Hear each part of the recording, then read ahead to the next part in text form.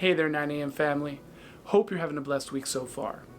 This week's Midweek Ponder comes from Mark chapter 15, verse 34. And at the 9th hour, Jesus cried out in a loud voice, Eloi, Eloi, lama sabachthani, which is translated, my God, why have you forsaken me? Ever since I read it many years ago, I've never quite understood why Jesus was calling out to God at that moment. Now, don't misunderstand. I'm not saying I don't understand from a human perspective why we would be crying out to God, but specifically why Jesus chose to cry out to God at that moment.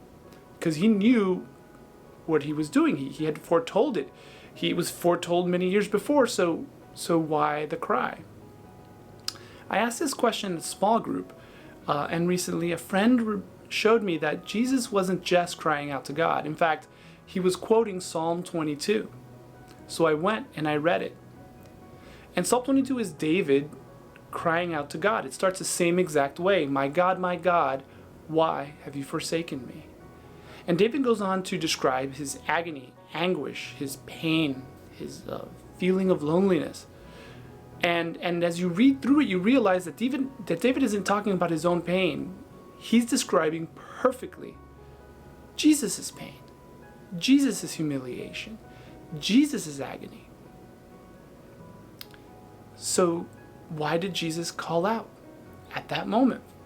I don't know if I still know the answer to that, but I think that if you read Psalm 22 a few times through, you realize that David's not just describing agony. Because through his agony, he takes moments to remind us that God is still God and he is faithful.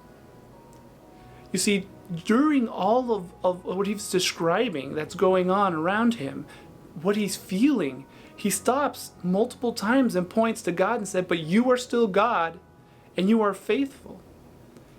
He reminds himself that his ancestors trusted in God and that God delivered them from their pain. So why do I think that Jesus may have called out during that time, my God, why have you forsaken me?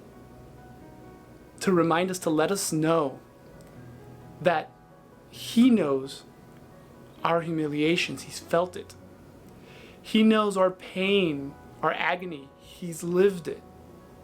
And that no matter what the situation is, no matter what the circumstances are, no matter how dark things seem, in fact, at that moment, with the weight of the world's sin on his shoulders, where people looking onto him thought that the enemy might actually win, at that moment, he reminds us that God is still God and that he is faithful and we can trust in his promises. That he will do what he said he will. So regardless of where we are, regardless of how dark things seem, regardless of the pain, agony, humiliation we might be feeling, loneliness we might be feeling, God reminds us, Jesus reminds us that God is still God, no matter the circumstances. And he loves us, and he will keep his promises. So know that he is with you, and know that he has won and will deliver us as he promised.